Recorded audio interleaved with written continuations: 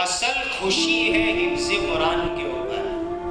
بچوں کی شادیاں سمپل کرنا، منگنیاں سنت طریقے سے سادگی والی کرنا، لیکن جس دن بچہ حافظ ہو، عالم بنے، مفتی بنے، قاری بنے، یہ خاندان کے لیے، پوری قوم کے لیے خوشی کا دن ہے. اس موقع پر شاندار سے شاندار دعوت کرنا. تو میں زبان یوں سمجھا کہ لگتا ہے ایسا کہ تو نے بیٹے کا ولیمہ کیا ہے، ایسی دعوت کی بات. لوگ یوں کہہ رہے تھے ان کو، لیکن صحیح کیا اس باپ نے کہ بچہ حافظ بن جائے. یہ شادی سے بڑی خوشی ہے.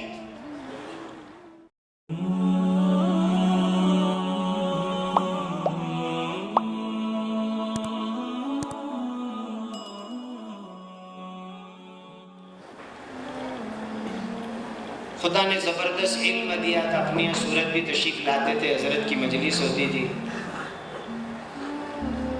انہوں نے خود اپنا ایک قصہ لکھا کہ جب میں بچپن میں حافظ ہوا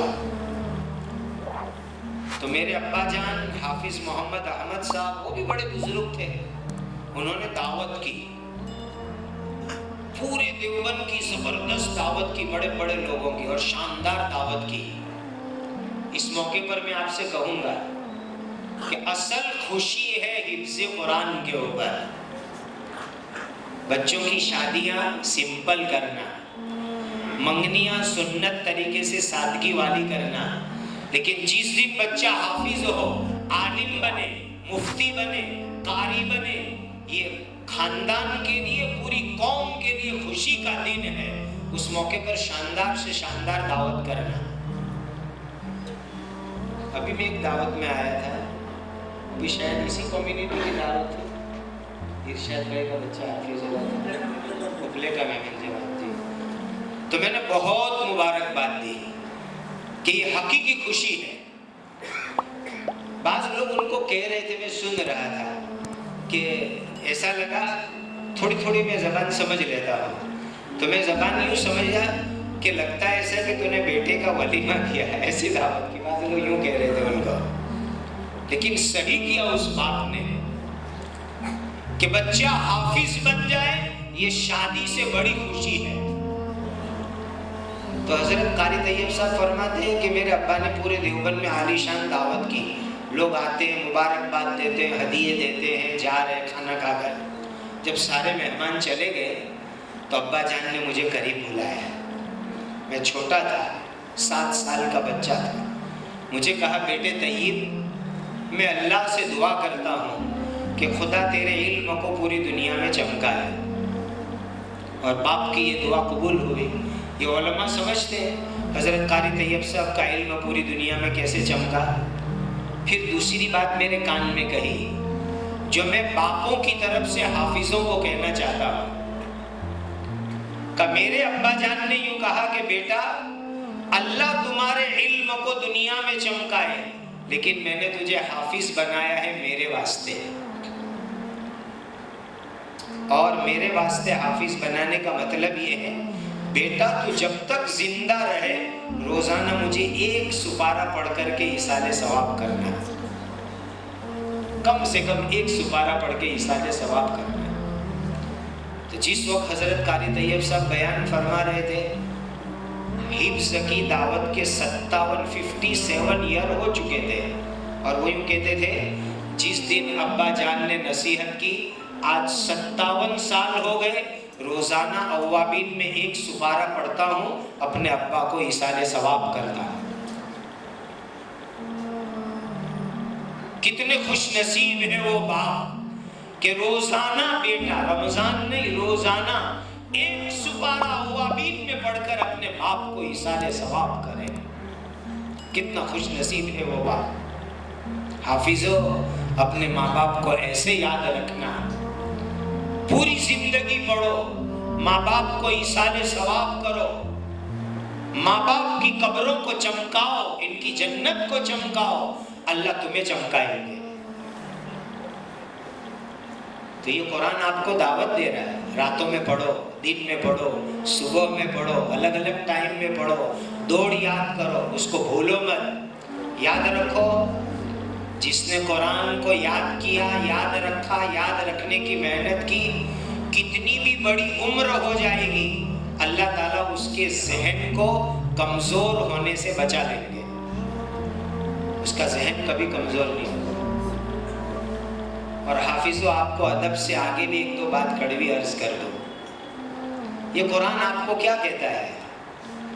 جس قرآن کو آپ نے یاد کیا، یہ وہ قرآن آپ کو کہتا ہے وَلِبَاسُ التَّقْوَى ذَلِكَ خَيْرٌ، وَلِبَاسُ التَّقْوَى ذَلِكَ خَيْرٌ۔ تقوی والا یونیفارم یہ سب سے بہترین یونیفارم اور کپڑے ہیں۔ آپ کے کپڑے، آپ کے یونیفارم قرآن کے تقاضوں کے مطابق ہونے چاہیے۔ حافظ قرآن کے کپڑے، حافظ قرآن کا یونیفارم، حافظ قرآن کے کپڑوں کی سٹائل یہ قرآن کے طریقے کے مطابق ہونی چاہیے۔ یہ قرآن آپ کو کہتا ہے وَلِبَاسُ التَّقْوَى ذَلِكَ خَيْرٌ، تقوی والا لباس۔ بعض مرتبہ حافظ صاحب کو بھی دل ہو جاتا ہے جینس ٹی شرٹ پہننے کا، ان کو بھی پھٹیلے کپڑے پہننے کا شوق ہو جاتا ہے، لوگوں کو دیکھا دیکھی، دنیا دیوانی ہے، پھٹیلے کپڑے پہن دیے تو حافظ صاحب کو بھی شوق ہو جاتا ہے۔ پھر پوچھنا پڑتا ہے کہ اچھا آپ بھی حافظ صاحب ہیں؟ حافظ صاحب، آپ کا لقب اور آپ کا یونیفارم دونوں میچ نہیں ہو رہے ہیں، دونوں میں میچنگ نہیں ہو رہا ہے۔ آپ کا قرآن، آپ کے سینے میں قرآن، آپ کے دماغ میں قرآن، آپ کی زبان پہ قرآن، آپ کی آنکھیں قرآن کو دیکھ رہی ہے تو آپ کی ہر چیز قرآن کے مطابق ہونی چاہیے۔ یہ قرآن کا تقاضا ہے آپ کے واسطے۔ اسی لیے تمام حافظ نیت رکھو کہ ہمیشہ سنت کے مطابق یونیفارم اور کپڑے پہنیں گے، کہو انشاءاللہ۔ یہ قرآن کی آپ کو دعوت ہے، قرآن آپ سے یہ تقاضا کرتا ہے۔ اور اسی قرآن میں آپ نے یہ بھی پڑھا ہے نا، ما آتاکم الرسول فخذوہ وما نہاکم عنہ فانتہوا، ما آتاکم الرسول فخذوہ وما نہاکم عنہ فانتہوا۔ نبی کریم صلی اللہ علیہ وسلم نے جو زندگی گزارنے کی گائیڈ لائن دی، ایسی گائیڈ لائن پر تم زندگی گزارو، یہ قرآن کہتا ہے۔ اور نبی نے جو منع کیا اس سے تم دور ہو جاؤ، یہ اسی قرآن میں آپ نے آیت پڑھی ہے۔ اسی قرآن میں ایک آیت آپ نے یہ بھی پڑھی ہے وَمَن يُشَاقِقِ الرَّسُولِ مِن بَعْدِ مَا تَبَيَّنَ لَهُ الْهُدَى وَيَتَّبِعْ غَيْرَ سَبِيلِ الْمُؤْمِنِينَ نُوَلِّهِ مَا تَوَلَّى وَنُصْلِهِ جَهَنَّمَ وَسَاءَتْ مَصِيرًا۔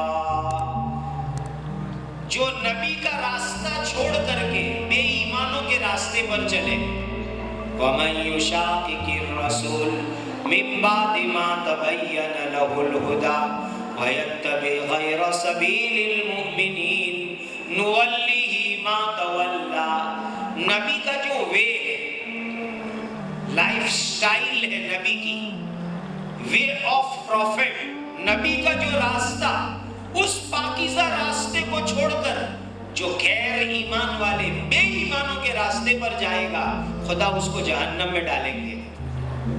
اسی آیت میں وَمَن يُشَاقِقِ الرَّسُولِ مِن بَعْدِ مَا تَبَيَّنَ لَهُ الْهُدَى وَيَتَّبِعْ غَيْرَ سَبِيلِ الْمُؤْمِنِينَ نُوَلِّهِ مَا تَوَلَّى وَنُصْلِهِ جَهَنَّمَ۔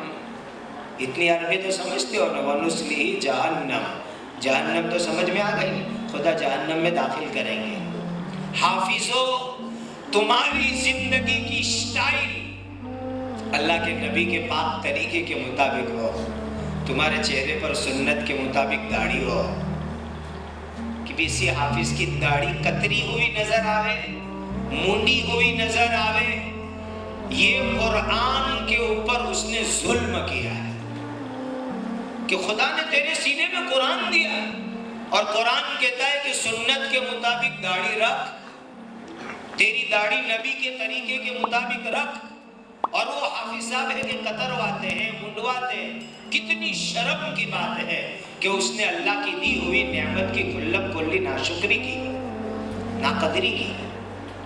تمہارا چہرہ, تمہارے کپڑے, تمہاری لائف سٹائل, تمہاری زندگی گزارنے کا طریقہ قرآن کے مطابق ہونا چاہیے. اور بات ختم کرتے کرتے وہ آیت کا ترجمہ سنا دوں جو میں نے شروع میں پڑھی تھی. وَمَنْ أَعْرَضَ عَنْ ذِكْرِي فَإِنَّ لَهُ مَعِيشَةً ضَنْكًا وَنَحْشُرُهُ يَوْمَ الْقِيَامَةِ أَعْمَى. صرف ترجمہ کر دیتا ہوں, اس میں ڈر لگتا ہے. معلوم ہے نہیں کہ یہ قرآن کی آیت پڑھ رہا ہوں. یہ سوال کبھی امتحان لینے نہیں بیٹھا کہ کون سے پارے میں, کون سی صورت میں, کون سی آیت پڑھی میں نے, کون سے نمبر کی. امتحان کا تو تقاضا یہ تھا کہ میں مجمع میں پوچھتا حافظوں سے کون سی صورت کی, کون سے نمبر کی آیت پڑھ رہا ہوں. ترجمہ سمجھ لو. وَمَنْ أَعْرَضَ عَنْ ذِكْرِي فَإِنَّ لَهُ مَعِيشَةً ضَنْكًا. جس نے میری یاد سے, میرے ذکر سے, میرے قرآن سے منہ پھرایا, میں اس کی معیشت اور زندگی کا گزران تنگ بنا دوں گا. خدا فرماتے ہیں. پھر آگے کیا فرمایا؟ قال رب لم حشرتنی اعمی وقد كنت بصیرا. وہ آخرت میں کہے گا اللہ مجھے اندھا کیوں بنا دیا؟ دنیا میں تو میری آنکھیں سلامت تھی, کیوں مجھے اندھا بنا دیا؟ قال رب لم حشرتنی اعمی وقد كنت بصیرا. میں دنیا میں میری آنکھیں سلامت تھی, خدا مجھے کیوں اندھا بنایا؟ تو خدا جواب دیں گے قال كذلك أتتك آياتنا فنسيتها وكذلك اليوم تنسى. قال كذلك أتتك آياتنا فنسيتها. میری آیتیں تیرے پاس آئی تھی اور تو نے دنیا میں بھلا دیا, تو آج ہم آخرت میں تجھے بھلا دیں گے.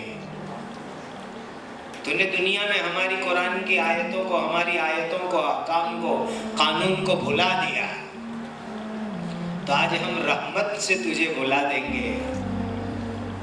کسی کے یہاں شادی ہوتی ہے, دعوت نامہ نہیں آتا, تو ہم کیا کہتے ہیں؟ آپ تو ہم کو بھول گئے.